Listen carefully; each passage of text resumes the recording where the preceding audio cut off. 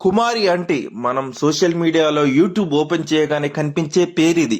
ఎందుకంటే ఆమె అంతా ఫేమస్ అయిపోయారు. ఆమె స్ట్రీట్ ఫుడ్ అంటే ఆ స్టాల్ నిర్వహిస్తుంటారు. సో రోజు అయితే ఆమె ఫుడ్ నాన్ వెజ్ సంబంధించి అయితే ఫుడ్ అమ్ముతుంటారు.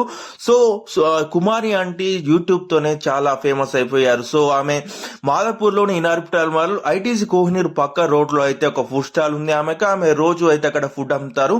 సో యూట్యూబ్ తో ఆమె చాలా ఫేమస్ అవడంతో అయితే ఆమెకు చాలా గిరాకీ అయితే ఉంటుంది. మనం చూసుకోవచ్చు రోజు మధ్యాహ్నం అక్కడికి వెళ్ళినట్లయితే జాతర కనిపిస్తుంది. దీంతో అయితే ఆమె బాగా డబ్బులు అయితే సంపాదిస్తున్నట్లయితే సోషల్ మీడియాలో వైరల్ అయింది.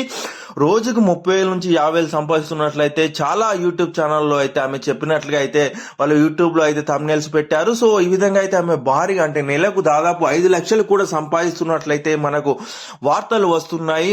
ఈ నేపథ్యంలోనే అక్కడ భారీగా ట్రాఫిక్ జామ్ ఏర్పడుతుంది. మనం అక్కడికి వెళ్లి చూసుకున్నట్లయితే అక్కడ ఒక చిన్నపాటి జాతర కనిపిస్తుంది. ఆమె దగ్గర ఫుడ్ సాధించాలంటే చిన్నపాటి స్టంట్ వేయాల్సి వస్తుంది. ఎందుకంటే అంత మంది ఉంటారు అక్కడ.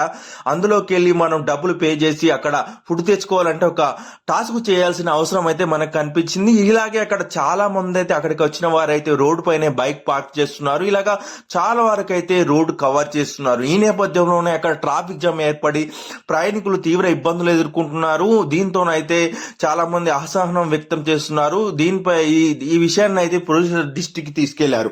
సో ట్రాఫిక్ పోలీసులు ఫైనల్ గా అయితే స్పందించి అయితే అక్కడికి వచ్చి అక్కడ ఉన్న ఫైన్లకైతే అంటే అక్కడ ఉన్న బండ్లకు ఫైన్ వేశారు. అలాగే అక్కడ స్టాల్ లేకుండా చర్యలు తీసుకున్నట్లయితే మనకు తెలుస్తుంది. ముఖ్యంగా భారీ ట్రాఫిక్ జామ్ ఏర్పడంతో అయితే పోలీసులు కంప్లైంట్లు వెళ్ళాయి. సో పోలీసులు అయితే ఫైనల్ గా చర్య తీసుకున్నారు. ఎందుకంటే కుమారి అక్కడ రెంట్ పే చేయకుండానే అక్కడ ఫుడ్ స్టాల్ నిర్వహిస్తున్నట్లయితే పోలీసులు చెప్తున్నారు. అందుకే ఈ చర్యలు తీసుకున్నట్లు చెప్పారు.